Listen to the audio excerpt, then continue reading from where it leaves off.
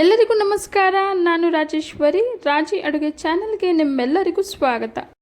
ಇವತ್ತಿನ ವಿಡಿಯೋಲಿ ತುಂಬಾ ಪರ್ಫೆಕ್ಟಾಗಿ ಬೋಂಡಾ ಸೂಪ್ನ ಮನೆಯಲ್ಲೇ ಹೇಗೆ ಮಾಡೋದು ಅಂತ ನೋಡೋಣ. ಸಾಮಾನ್ಯವಾಗಿ ಬೋಂಡಾ ಸೂಪ್ ಅಂದರೆ ಎಲ್ರಿಗೂ ತುಂಬಾ ಇಷ್ಟ ಆಗುತ್ತೆ.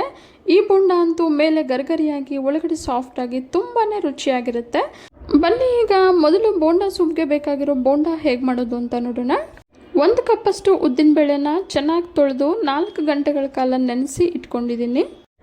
ಈಗ ನೆಂದಿರೋ ಉದ್ದಿನಬೇಳೆನ ಮಿಕ್ಸಿ ಜಾರ್ಗೆ ಸೇರಿಸಿ ಸ್ವಲ್ಪನೇ ನೀರನ್ನು ಸೇರಿಸ್ಕೊಳ್ತಾ ನೈಸಾಗಿ ರುಬ್ಕೊಳ್ಳೋಣ. ರುಬ್ಕೋಬೇಕಾದ್ರೆ ಆದಷ್ಟು ಸ್ವಲ್ಪನೇ ನೀರನ್ನು ಸೇರಿಸ್ಕೊಳ್ತಾ ಈ ರೀತಿ ಗಟ್ಟಿಯಾಗಿ ರುಬ್ಕೋಬೇಕು. ಇದೇ ರೀತಿ ಮಿಕ್ಕೆಲ್ಲ ಉದ್ದಿನಬೇಳೆನೂ ಮಿಕ್ಸಿ ಜಾರ್ಗೆ ಸೇರಿಸಿ ನೈಸಾಗಿ ರುಬ್ಕೊಳ್ಳೋಣ. ಆದಷ್ಟು ಈ ರೀತಿ ಗಟ್ಟಿಯಾಗಿ ಗ್ರೈಂಡ್ ಮಾಡ್ಕೋಬೇಕು. ಯಾವುದೇ ಕಾರಣಕ್ಕೂ ನೀರನ್ನು ಜಾಸ್ತಿ ಸೇರಿಸಿ ತೆಳುವಾಗಿ ರುಬ್ಕೊಳ್ಳೋಕೆ ಹೋಗಬಾರ್ದು. ಈಗ ಎಲ್ಲ ಉದ್ದಿನಬೇಳೆನೂ ನೈಸಾಗಿ ರುಬ್ಬಾಗಿದೆ. ಈಗ ಇದನ್ನು ಚೆನ್ನಾಗಿ ಬೀಟ್ ಮಾಡ್ಕೊಳ್ಳೋಣ. ಈ ರೀತಿ ಬೀಟ್ ಮಾಡೋದ್ರಿಂದ ಉದ್ದಿನಬೇಳೆ ಬ್ಯಾಟರ್ ತುಂಬಾ ಫ್ಲಫಿಯಾಗಿ ಚೆನ್ನಾಗಿರುತ್ತೆ. ನೋಡ್ತಿರಬಹುದು, ಬೀಟ್ ಮಾಡಿದ ನಂತರ ಉದ್ದಿನಬೇಳೆ ಬ್ಯಾಟರ್ ಎಲ್ಲ ತುಂಬ ಚೆನ್ನಾಗಿ ಹರಳಿದೆ. ಬೀಟ್ ಮಾಡೋದಕ್ಕೆ ನೀವು ಈ ರೀತಿ ಸ್ಪೂನಿನ ಸಹಾಯದಿಂದನಾದರೂ ಬೀಟ್ ಮಾಡ್ಕೋಬಹುದು ಅಥವಾ ಕೈಯಲ್ಲಾದರೂ ಬೀಟ್ ಮಾಡ್ಕೋಬಹುದು. ಈಗ ಇದಕ್ಕೆ ಸಣ್ಣಕ್ಕೆ ಹೆಚ್ಚಿಟ್ಕೊಂಡಿರೋ 1 ಟೀ ಸ್ಪೂನಷ್ಟು ಶುಂಠಿ, 1 ಟೀ ಸ್ಪೂನಷ್ಟು ಹಸಿಮೆಣಸಿನ್ಕಾಯಿ, ಅರ್ಧ ಟೀ ಸ್ಪೂನಷ್ಟು ಕರಿಬೇವು, 1 ಟೀ ಸ್ಪೂನಷ್ಟು ಕೊತ್ತಂಬರಿಯನ್ನು ಸೇರಿಸಿ, ಅರ್ಧ ಟೀ ಸ್ಪೂನಷ್ಟು ಮೆಣಸು ಪುಡಿ, ರುಚಿಗೆ ತಕ್ಕಷ್ಟು ಉಪ್ಪು, ಚಿಟಿಕೆ ಅಡುಗೆ ಸೋಡಾ, 2 ಟೀ ಸ್ಪೂನಷ್ಟು ಹಸಿ ಕೊಬ್ಬರಿನ ಸಣ್ಣ ಕಟ್ ಮಾಡಿ ಸೇರಿಸ್ಕೊಂಡಿದ್ದೀನಿ. ಈಗ ಇಷ್ಟನ್ನು ನಿಧಾನಕ್ಕೊಮ್ಮೆ ಚೆನ್ನಾಗಿ ಮಿಕ್ಸ್ ಮಾಡ್ಕೊಳ್ಳೋಣ.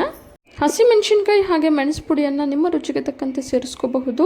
ಈಗ ಇದನ್ನು ಫ್ರೈ ಆಗೋದಕ್ಕೆ ಎಣ್ಣೆಗೆ ಸೇರಿಸಬೇಕಾದ್ರೆ ಮೊದಲು ಈ ರೀತಿ ತಣ್ಣೀರಲ್ಲಿ ಕೈಯನ್ನು ಒಂದ್ಸಲ ಡಿಪ್ ಮಾಡಿ, ನಂತರ ಯಾವ ಗಾತ್ರದಲ್ಲಿ ಬೇಕೋ ಆ ಗಾತ್ರದಲ್ಲಿ ಬ್ಯಾಟರನ್ನು ಈ ರೀತಿ ಕೈಗೆ ತಗೊಂಡು ಎಣ್ಣೆಗೆ ಸೇರಿಸ್ಕೋಬೇಕು. ನೀರಲ್ಲಿ ಕೈಯನ್ನು ಡಿಪ್ ಮಾಡೋದ್ರಿಂದ ಈ ರೀತಿ ಆರಾಮಾಗಿ ಬ್ಯಾಟರನ್ನು ಕೈಗೆ ತಗೋಬಹುದು. ಕೈಗೆ ಚೂರು ಅಂಟೋದಿಲ್ಲ.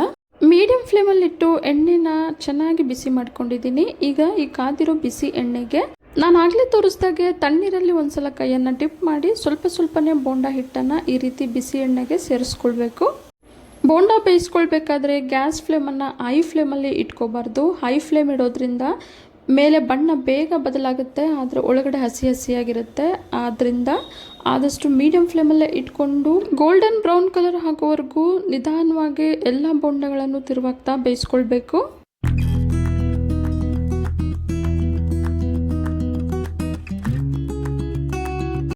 ಬೋಂಡಾ ಈಗ ಪರ್ಫೆಕ್ಟಾಗಿ ಬೆಂದಿದೆ. ನೋಡಿ, ಬಣ್ಣ ಸಹ ತುಂಬ ಚೆನ್ನಾಗಿ ಬಂದಿದೆ. ಮಿಕ್ಕೆಲ್ಲ ಬೋಂಡಾ ಹಿಟ್ಟನ್ನು ಇದೇ ರೀತಿ ಎಣ್ಣೆಗೆ ಸೇರಿಸ್ಕೊಳ್ತಾ ಮೀಡಿಯಂ ಫ್ಲೇಮಲ್ಲಿ ಬೇಯಿಸ್ಕೋಬೇಕು. ಬೋಂಡಾ ಸೂಪ್ಗೆ ಬೇಕಾಗಿರೋ ಗರ್ಗರಿಯಾದ ಬೋಂಡಾ ಈಗ ರೆಡಿಯಾಗಿದೆ. ಬೋಂಡಾ ಸೂಪ್ಗೆ ಬೇಕಾಗಿರೋ ಸೂಪ್ ಹೇಗೆ ಮಾಡೋದು ಅಂತ ಈಗ ನೋಡೋಣ ಬನ್ನಿ. ಸೂಪ್ ಮಾಡೋದಕ್ಕೆ ಮೊದಲು ನಾನಿಲ್ಲಿ ಒಂದು ಕುಕ್ಕರ್ಗೆ 1 ಕಪ್ಪಷ್ಟು ಹೆಸರುಬೇಳೆನ ತೊಗೊಂಡಿದ್ದೀನಿ. ಈಗ ಈ ಹೆಸರುಬೇಳೆನ 3 ರಿಂದ 4 ಸಲ ಚೆನ್ನಾಗಿ ವಾಶ್ ಮಾಡ್ಕೊಳ್ಳೋಣ. ಹೆಸರುಬೇಳೆನೆಲ್ಲ ಚೆನ್ನಾಗಿ ತೊಳ್ಕೊಂಡಿದ ನಂತರ 3 ಕಪ್ಪಷ್ಟು ನೀರನ್ನು ಸೇರಿಸ್ಕೊಳ್ತಾ ಇದ್ದೀನಿ. ನೀರು ಸೇರಿಸಿದ ನಂತರ 2 ಮೀಡಿಯಂ ಸೈಜ್ ಟೊಮೊಟೊನ ಸಣ್ಣಕ್ಕೆ ಕಟ್ ಮಾಡಿ ಸೇರಿಸ್ಕೊಳ್ತಾ ಇದ್ದೀನಿ. ಬೇಳೆ ಬೇಗ ಬೇಯೋದಕ್ಕೆ 1 ಟೀ ಸ್ಪೂನಷ್ಟು ಎಣ್ಣೆನ ಸೇರಿಸಿ, ಅರ್ಧ ಟೀ ಸ್ಪೂನಷ್ಟು ಅರಿಶಿನ ಪುಡಿಯನ್ನು ಸೇರಿಸಿ ಕುಕ್ಕರ್ ಲಿಡ್ಡನ್ನು ಮುಚ್ಚಿ 3 ವಿಸಿಲ್ ಕೂಗಿಸ್ಕೊಳ್ಳೋಣ. 3 ವಿಸಿಲ್ ಬಂದ ನಂತರ ಕುಕ್ಕರಲ್ಲಿರೋ ಗ್ಯಾಸ್ ಎಲ್ಲ ರಿಲೀಸ್ ಆಗಿದೆ. ಈಗ ಲಿಡ್ಡನ್ನು ತೆಗೆದು ನೋಡೋಣ ಬನ್ನಿ. ನೋಡಿ, ಬೇಳೆ ಎಲ್ಲ ತುಂಬ ಚೆನ್ನಾಗಿ ಬೆಂದಿದೆ. ಈಗ ಇದನ್ನು ಮಸಿಯೋ ಕೋಲಲ್ಲಿ ಅಥವಾ ಈ ರೀತಿ ಸ್ಮ್ಯಾಶರಲ್ಲಿ ಬೇಳೆನೆಲ್ಲ ಚೆನ್ನಾಗಿ ಮಸ್ಕೊಳ್ಳೋಣ. ಬೇಳೆನೆಲ್ಲ ಮಸ್ಕೊಂಡಿದ ನಂತರ ಸೂಪ್ಗೆ ಬೇಕಾಗಿರೋ ಒಗ್ಗರಣೆ ಮಾಡ್ಕೊಳ್ಳೋಣ. ಒಗ್ಗರಣೆ ಮಾಡೋದಕ್ಕೆ ನಾನಿಲ್ಲಿ ಒಂದು ಕಡಾಯಿಗೆ 3 ಟೇಬಲ್ ಸ್ಪೂನ್ ಅಷ್ಟು ಎಣ್ಣೆನ ಸೇರಿಸಿ, ಎಣ್ಣೆ ಬಿಸಿ ಆದ ನಂತರ ಅರ್ಧ ಟೀ ಸ್ಪೂನ್ ಸಾಸಿವೆ, ಅರ್ಧ ಟೀ ಸ್ಪೂನ್ ಜೀರಿಗೆ, ಸ್ವಲ್ಪ ಕರಿಬೇವು, 1 ಇಂಚು ಶುಂಠಿಯನ್ನು ಸಣ್ಣಕ್ಕೆ ಹೆಚ್ಚಿ ಸೇರಿಸ್ಕೊಂಡಿದ್ದೀನಿ. ನಂತರ 4 ಹಸಿಮೆಣಸಿನ್ಕಾಯಿನ ಸಣ್ಣಕ್ಕೆ ಕಟ್ ಮಾಡಿ ಸೇರಿಸ್ಕೊಂಡಿದ್ದೀನಿ.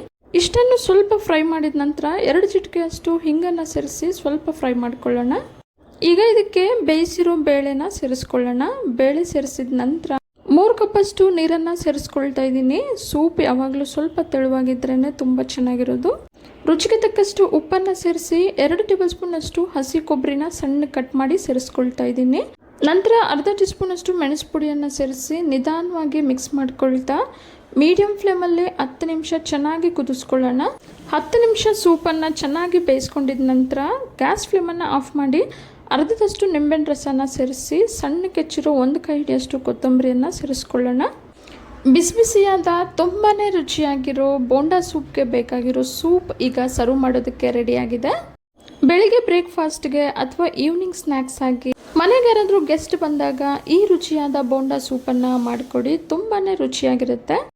ಇವತ್ತಿನ ಸ್ಪೆಷಲ್ ರೆಸಿಪಿ ಬೋಂಡಾ ಸೂಪ್ ನಿಮಗೆಲ್ಲ ಇಷ್ಟ ಆಗಿದೆ ಅಂದ್ಕೊಂಡಿದ್ದೀನಿ. ಇಷ್ಟ ಆಗಿದ್ರೆ ಈಗಲೇ ಒಂದು ಲೈಕ್ ಮಾಡಿ, ಹಾಗೆ ನಿಮ್ಮ ಫ್ಯಾಮಿಲಿ ಆ್ಯಂಡ್ ಫ್ರೆಂಡ್ಸ್ ಜೊತೆ ಶೇರ್ ಮಾಡಿ. ಮತ್ತಷ್ಟು ಸುಲಭ ಹಾಗೂ ರುಚಿಯಾದ ರೆಸಿಪಿಗಳಿಗೋಸ್ಕರ ರಾಜಿ ಅಡುಗೆನ ಸಬ್ಸ್ಕ್ರೈಬ್ ಆಗೋದನ್ನು ಮರಿಬೇಡಿ. ಮತ್ತೊಂದು ರುಚಿಯಾದ ರೆಸಿಪಿಯೊಂದಿಗೆ ಮುಂದಿನ ವಿಡಿಯೋದಲ್ಲಿ ಸಿಗೋಣ. ಧನ್ಯವಾದಗಳು.